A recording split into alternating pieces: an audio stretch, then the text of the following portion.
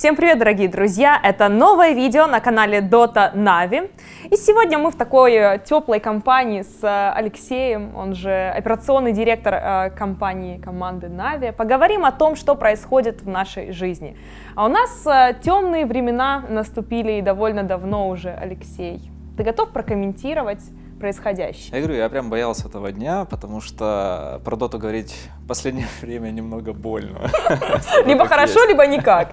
Но тем не менее, мы собрали вопросы от вас, дорогие подписчики, с различных ресурсов. Большинство из этих вопросов достаточно каверзные, если не все. И сейчас ответственный человек будет отвечать за все. Поехали. Ты ответственен за все, что происходит с Дотой. Плохо признаваться. Хочется как-то разделить с кем-то ответственность, но во многом да. Ну, если что, я тоже могу принять удар на себя. Ребят, пишем комментарии, мы вас любим. Хорошо. Оглядываясь назад, можно ли сказать, что кик генерала был ошибкой? А также выбранный вектор, пусть команда сама решает свою судьбу, был ли он ошибкой также. Хорошо. Вообще, как бы мы прекрасно понимаем, как это все выглядит со стороны. Это максимально все мрачно, я не знаю, да, это череда всех замен, вообще, в принципе, те результаты. И вот то, все, что произошло, мы понимаем, как это все выглядит, и как бы мы тоже ищем выход из этой ситуации, да, и смотрим, что было где-то не так сделано, для того, чтобы в будущем не повторять ошибки, и вообще, чтобы понять, в принципе, что необходимо исправить, и работать именно в этом направлении. Если мы говорим конкретно про составы ФТМ и про то, что у них там свобода выбирать того, с кем им хочется играть и так далее, действительно, я это сказал уже где-то про тренера, и в принципе, когда мы общались изначально о подписании с ребятами, нам очень сильно понравилось то, что они длительное время играли одним составом. И то, как они пришли в Na'Vi? Да, ну почему, они в Na'Vi все равно проиграли там полгода, прежде чем делать какие-то замены, что, в принципе, даже больше немного, да. Поэтому это тоже, в принципе, хороший результат, еще и на чемпионатах был нескольких точно классный, да. Поэтому, когда мы подписывали их, мы как бы говорили о том, что все-таки это команда, еще раз повторюсь, они понимают, с кем им комфортно играть, они понимают, с кем им некомфортно, они преодолевали уже какие-то определенные трудности и проблемы внутри команды своей за прошлые периоды, они их прорабатывали, в принципе, начинали дальше себе играть. Это круто было. И когда мы подписывали, мы так и как бы договаривались, что окей, вам как бы все хорошо, нам нравится то, что вы вместе находитесь, нам нравится то, что вы прорабатываете эти проблемы, а не сразу распадаетесь и разбегаетесь, да, так как это в доте происходит частенько. И как бы, гайз, давайте двигаться, да, в том же направлении, мы окей, мы как бы доверяем вам, если вы так долго уже вместе играете, и мы как бы готовы вас поддерживать. И с этим было все окей. Тут наступил апрель, да, и после окончания первого сезона мы с командой так и не поехали на мажор. Это подкосило ребят довольно сильно, потому что вообще, в принципе, формат этого сезона от Valve, он довольно сложный. Когда ты... Ну да, ты много критиковал вообще, в принципе, коммуникацию, которая была во время первого мажора. Здесь даже не больше про коммуникацию, здесь речь о каких-то психологических вещах. То есть даже команда FTM, которую мы подписывали, да, они долго играли вместе. Но у них не было, например, буткемпов. Ну да, особенно такого длительного, сколько там, больше месяца шла первая дивизия. Вот именно. И буткемп — это уже какой-то такой своеобразный челлендж для ребят, прожить вместе там, да, в одном доме. Кто-то может этого не пережить. И здесь этот буткемп длился просто 1,5 месяца. Ну, представьте себе, это просто 1,5 месяца, вы живете, увидите одни и те же лица, вы играете, у вас одни и те же проблемы, и вы как-то, ну, они всплывают каждый день утром у тебя, как только ты видишь этого человека, да. Вьетнамские флешбеки. И 1,5 месяца на буткемпе — это сложно, это уже вскрывает или даже порождает какие-то новые проблемы вообще в составе. После этого не поездка на мажор. После этого, когда готовились, соответственно, к мажору, ребята поиграли с заменами какими-то. И вот здесь, как всегда, это может показаться, типа, что трава зеленее там, где нас нет. И в итоге, ну, нам понравилось играть, допустим, таким составом. С Рамзесом. С Рамзесом, да. То есть пришли те внутриигровые колы, которых не хватало, да, пришла какая-то новая, не знаю, свежесть в игру доты. И, конечно же, ребятам где-то это понравилось, потому что они ушли от привычных им проблем впервые, да, за длительное время. И оказалось, что это по кайфу. Вот. Ошибка, типичная ошибка, вот, не только даже в доте, Алексей. Да, приходит, соответственно, инфа, что есть возможность, ну как есть возможность, что у ребят вообще ничего не получается на тренировках, есть очень большие проблемы в атмосфере. В принципе, где-то какие-то такие вещи с атмосферой начали уже проявляться на буткемпе еще до этого, потому что 1,5 месяца ты реально просто, ну, это развивает какой-то каннибализм даже, ты чуть ли не поедаешь друг друга живем из-за этих всех проблем. И, соответственно, у ребят уже наклевывались какие-то проблемы, после этого проблем стало еще больше. Все больше и больше проблем. У меня депрессия будет после этого разговора. Приходит Нун, приходит Рамзес и как бы говорят, что ну, хотели бы попробовать, наверное, да, поиграть с вами. Да, допустим. И выглядит оно вроде как окей, потому что можно поменять ребят, можно избавиться от каких-то проблем, можно привнести дополнительные ингейм-колы, которых нам не хватало. И, в принципе, все выглядит довольно неплохо, когда ты слушаешь разговоры ребят о том, что, блин, реально атмосфера просто мрачная, ничего не получается. У меня есть вопрос по другому игроку. Ты сказал про Нуна, про Рамзеса, Санейка. Это, мне кажется, самая острая тема, особенно после последних событий. Расскажи, вопрос следующий. Зачем взяли в команду Санейка, который регулярно уходит в свободное плавание? И что произошло в этот раз? Вот как возникла идея взять к этому всему стаку Санейка, и почему, значит, он был первый, кого кикнули? Я не знаю. Отлично, спасибо. Смотри, на самом деле, если рассматривать... Просто это нужно рассматривать, смотри, это нужно рассматривать не как какое-то отдельное событие, а как череда уже изменений, которые приводят вот к этому концу. Красиво стелишь, Леха. Да, и как бы в итоге получилась такая ситуация, что необходимо было что-то делать, чтобы повысить свои шансы вообще, в принципе, прохода на International. То есть мы часто говорим о том, что у игроков из-за этой экосистемы, из-за International краткосрочное мышление, но конкретно в этой ситуации мы уже четко понимали, что мы не можем построить какой-то состав на долгосрок, да, или там хотя бы на год, я не знаю вообще, да, если говорить про доту, то есть это уже долгосрок. Поэтому нам необходимо было уже принять какие-то решения и сфокусироваться именно на закрытых валах International и, собственно, на самом International, если, конечно, туда пройти. Вот. И, в принципе, краткосрочным решением это считалось абсолютно нормально. Мы, в принципе, так с Акбаром и договаривались, что это чисто, вот, не знаю, на месяц, да, на 3, да, и после этого всего уже будем делать какие-то выводы о дальнейшем сотрудничестве. На бумаге оказался состав довольно хорошим. Ребята хотели друг с другом играть, это чуть ли не самое важное вообще, что есть в доте, потому что здесь, ну, там часто, знаешь, в комментах можно прочитать, типа там, почему свобода вообще, а как так? Если рассмотреть, как все-таки происходят изменения в составе, то ты не можешь просто прийти и заставить человека играть с тем, с кем он не хочет. Потому что ты просто заруинишь эту атмосферу, ты просто будешь виноват точно так же в этих проигрышах. И самое интересное, тебе как бы игрок скажет, так я же не хочу с ними играть, образно, да, мне не нравится. Он там не нравится по той причине. И все, поэтому такой подход, он просто не жизнеспособен. Нужно опираться в любом случае на то, с кем хотят играть ребята. И да, может кто-то сказать, что там приводят своих дружков и так далее, но на самом-то деле, если ты с кем-то знаком, если ты с кем-то поиграл уже, ты знаешь его сильные стороны, ты знаешь его плохие стороны, да, какие-то слабые, и ты понимаешь, хочешь ли ты с ним играть или нет.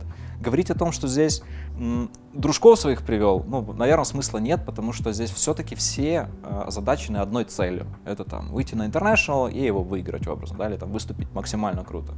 Поэтому взять дружка, чтобы просто проиграть это, ну, я не знаю, где такое, кто видел, да? Ну да, вряд ли. Здесь, очевидно, все ориентируются именно на силу спортивного состава. Поэтому ребята хотели играть друг с другом, на бумаге смотрелось это очень сильно, на тренировках тоже очень сильно, кстати. Поэтому все. Как говорят, вот кто выигрывает на тренировках, тот проигрывает на квалах. Так, Team Empire и PUBG. Почему эти команды смогли заявить о себе, а Na'Vi в звездном ростере ничего не показали? Смотри, здесь ситуация такова, что звездный ростер, ну вообще нужно изначально поставить для себя как бы задачу и цели какие-то определенные. То есть хорошо показали себя, это что? То есть для нас цель это минимум, да, это проход на International. Любой другой цели мы не принимаем, да, пока что. Но, возможно, время поменяется, мы пересмотрим свои взгляды. Но любая другая цель для нас это по сути не цель, это не то, да, ради чего мы хотели бы двигаться в доте. Поэтому окей, выступили хорошо, то есть ребята действительно сделали очень хороший прогресс за какой-то там промежуток времени, да, которые находятся вместе, и они определенно молодцы. Но конкретно для нас мы преследуем более какую-то, да, там, большую цель, и поэтому мы вынуждены действовать исходя из этой задачи. И, в принципе, в составе звездных игроков и, в принципе, таких сильных игроков, да, на своих ролях где-то по отдельности, он, в принципе, подразумевал то, что эта задача может выполниться. И все, в принципе, в это верили. Хорошо, следующий вопрос. Последние игры DPC сезона Роджер играл откровенно плохо, использовал нестандартные билды, про которые негативно говорили даже оппоненты. Многие считают, что таким образом он добивался очередного решафла. Так ли это, и почему к нему не были предприняты какие-то дисциплинарные меры? Это был саботаж? Вообще, конечно, если добиваться нестандартными билдами каких-то изменений в составе, то оригинальный путь. Да, ты, скорее всего, добьешься только изменения того, что тебя просто уберут и все. Поэтому я ответил. Да, ты ответил. Едем дальше. Ждать ли в Нави Соло и Пашу? Ведь именно при таком раскладе старый состав ВП воссоединится. Смотри, наверное, воссоединить старый состав ВП такой цели определенно нет. Да ладно. Но отрицать что-либо в доте я уже перестал, в принципе, да. Человек, который прошел уже, да, эту поэтому мясорубку. может получиться абсолютно любой вариант. Будем, наверное, исходить из того, как уже все будет дальше двигаться, и кто, опять же, будет готов работать, кто с кем захочет больше работать, и кто будет замотивирован больше. Нави и другие клубы долгое время заявляли, что от дисциплины нет финансового профита, если команда не проходит на TI. Изменили ли эту ситуацию бандлы? Что стоит предпринять Valve, чтобы ее улучшить? Много мы на бандлы заработали? Если конкретно про цифры, там вообще это очень, очень небольшие деньги, и, я не знаю, даже месяц состава этого не продержать на такие деньги. Вот, то есть это очередной раз доказывает, что Дота не очень экономически выгодная сейчас дисциплина, получается, и мы будем откровенны, мы находимся в ней из-за того количества аудитории и ребят, которые смотрят, в принципе, эти матчи. Вот, это тоже для нас немаловажно, и у нас очень большое наследие, да, уже конкретно в этой дисциплине. Вот, но буквально на днях ребята кейсеры выиграли Кёльн, и кто-то писал, что вот как бы в КС могут, а здесь нет. И вот разница подхода. Потому что в КС они инвестируют, а потому что в доту нет. Ну и действительно где-то, возможно, так и есть. Почему? Потому что в КС это все плюс-минус оправдано. И ты можешь инвестировать в это, ты понимаешь, как это работает на дистанции, ты понимаешь, какие задачи ты выполняешь этими инвестициями.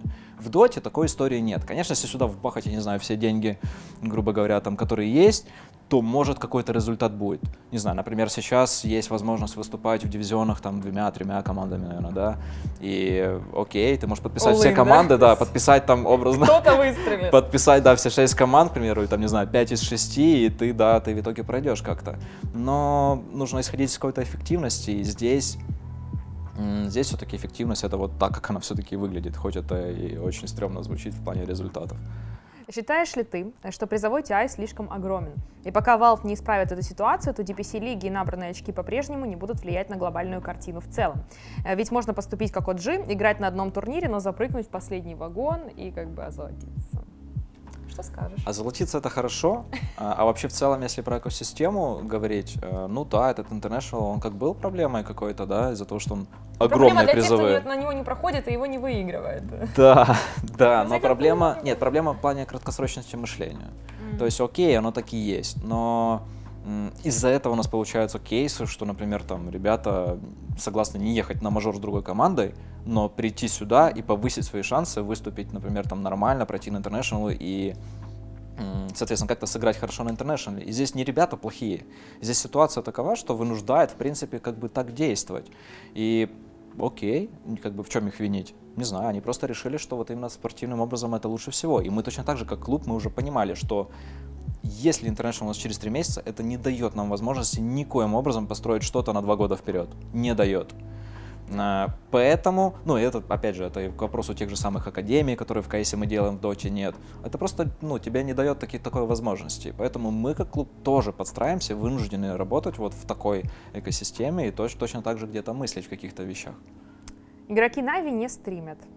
Также не появляется видео на YouTube-канале клуба. Как вообще следить за их жизнью? А зачем следить-то, собственно? Я думаю, что вы можете в соцсетях личных следить за игроками, а пока в игре ничего не происходит, поэтому мы не беспокоим ребята. Где вообще они находятся? Тоня ответила. Где находятся ребята? Они же, наверное, все у себя по домам, правильно? Не на базе. Отдыхают после тяжелого сезона, Тонь.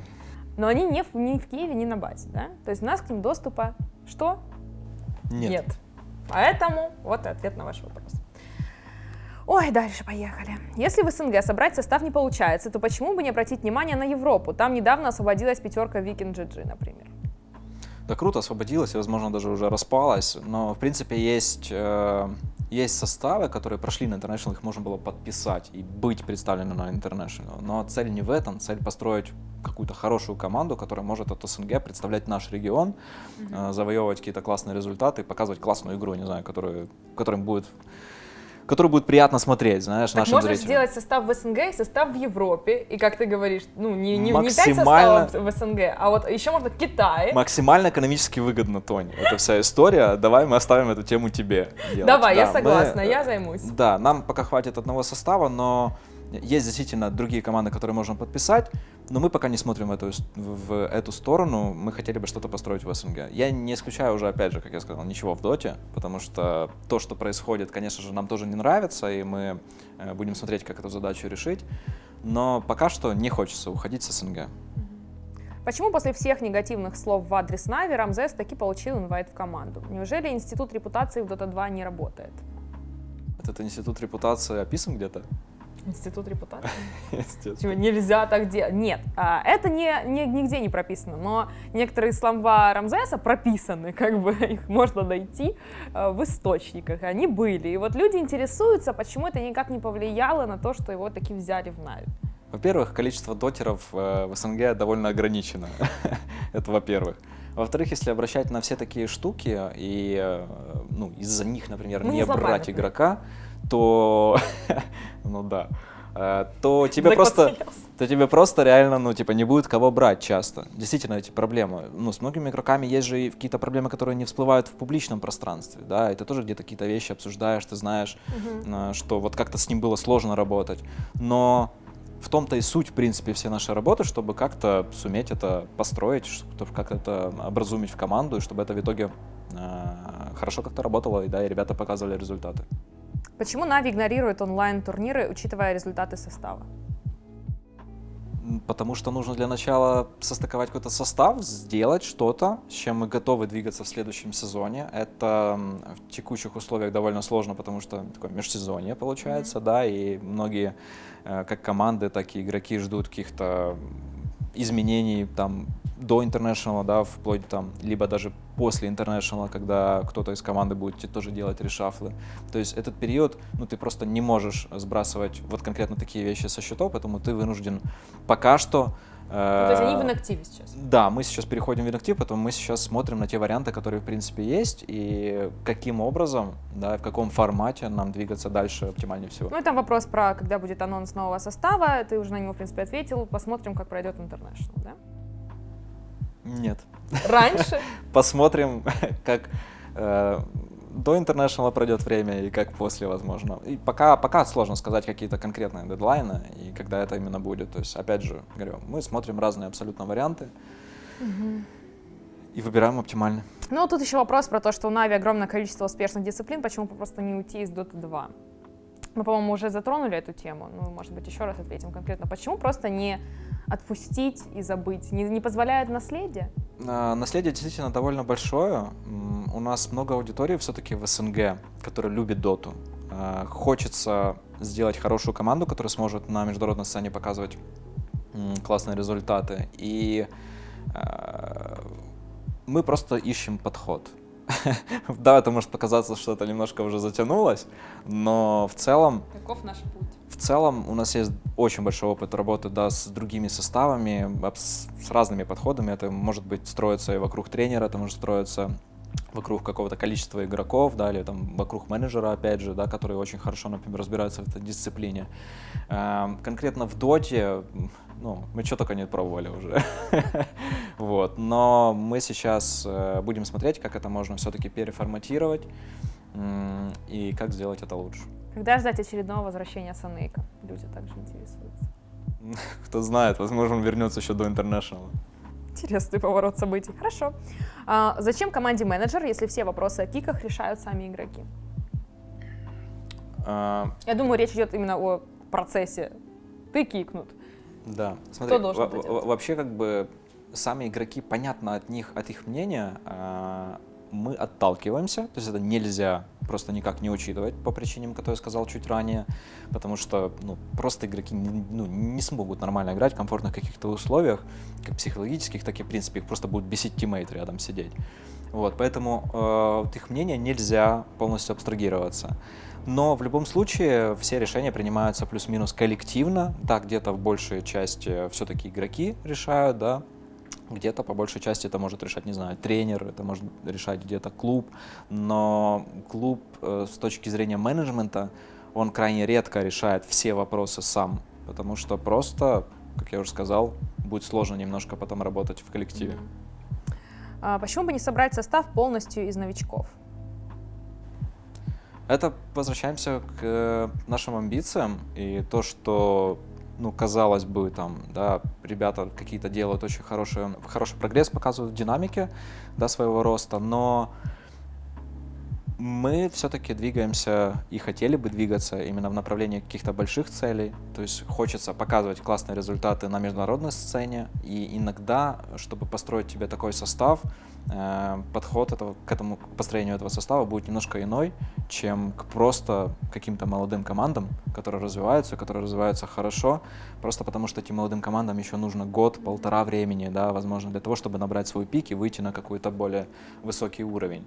К сожалению, иногда у Нави нет такого времени. У других клубов иногда такое время есть, они могут действительно сесть, работать год, сидеть на буткемпах, не вылазить, тренироваться. Молодежь это абсолютно нормально воспринимает, в чем тоже кайф, да, именно такого подхода. Но, например, там старички или звездные игроки, которые повидали уже чего только, да, в этом мире. Их уже все бесит это. Да, их уже это бесит, да, их бесят друг друга тиммейты, их бесят какие-то вещи, которые происходят, например. Как бы они уже сформированы по большей части, и у них есть уже свое мировоззрение, у них есть свое видение многих ситуаций, они иногда не готовы мириться с другим мнением, поэтому подобные вещи тяжелее развивать вот именно в таких вот командах. Лёш, почему, несмотря на все решафлы, Мак все еще остается в команде? Андрей уже довольно давно в клубе, и, думаю, многие успели заметить это. Он работал у нас с разными составами. Я напомню, прошлым летом мы полностью попрощались со всем составом, в том числе вместе с Магом, но когда мы подписывали ФТМ, у них, кстати, не было тренера. Это была команда с абсолютным пониманием того, с кем им комфортно работать, без какой-либо организации. И, в принципе, у них была такая небольшая свобода выбора в этом плане тоже. Они были с возможностью выбирать, с кем именно из тренеров хотят работать в СНГ. И они изъявили желание попробовать работать именно с Андреем. Прошел какой-то триал-период, в принципе, получилось все неплохо, им понравилось, и они продолжили работать дальше. И мы, соответственно, как клуб вместе с ними. Конкретно Андрей, он выполняет довольно много игровых моментов с анализом соперников, с подготовкой каких-то драфтов. И да, со стороны может казаться, что типа, что мы вообще там пикаем. Но на самом-то деле на игру и вообще на конечный результат влияет очень много и игроков, и вообще не только игроков, и Андрей в том числе. И конкретно говорить о том, кто сделал какую-то ошибку и так далее, это необходимо более глубокий какой-то разбор и, в принципе, понимать больше, да, что было внутри в команде, какое было общение, что поменялось со времени тренировок и официальным матчем. И, в принципе, Андрей довольно неплохо выполняет свою работу с точки зрения игровых каких-то компетенций. И очень много он уделяет время демкам, тем же соперникам, драфтам. То, что у нас получается хорошо, то, что у нас не получается хорошо, это классный взгляд кого-то со стороны, да, помимо игроков. И в этом плане, как бы он красавчик, он довольно много работает. И ребятам очень нравится с ним работать, как ни крути. Но нам, как клубу, хотелось бы начать работать с человеком, который отвечает не только за игровые какие-то компетенции, но и вообще, в принципе, за все это направление, сбор игроков, их удержание, вообще, чтобы они не распадались после первого проигрыша, какое-то стратегическое видение с развитием молодежи и так далее. И, в принципе, мы уже нашли такого человека. Я думаю, мы будем его анонсировать очень-очень скоро. Он будет ответственен у нас и заниматься полностью всем дота-направлением в Нави. Это был последний вопрос, Леша. В любом случае, знаешь, два человека, которых вы обычно привыкли видеть в Counter-Strike, в аналитике, сейчас сидят и говорят о доте. Но кто, если не мы, собственно? Это будет максимально круто, я чувствую, да? Да, мы предвидим вашу реакцию, но кто, если не мы, как бы Алексей в курсе всех событий последних и предстоящих. Дай какую-нибудь затравочку, какую-нибудь надежду зрителям нашего канала, что мы такие начнем видеть контент, мы увидим какие-то изменения, какие-то новости. Когда? Не, все будет. Ну не все, не сразу. Все будет, но дайте очухаться.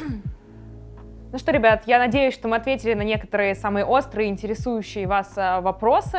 Если что-то осталось, пишите в комментариях. Возможно, мы снимем вторую часть. В любом случае, спасибо, что посмотрели это видео. Не забудьте подписаться на канал, поставить лайк. И всем пока.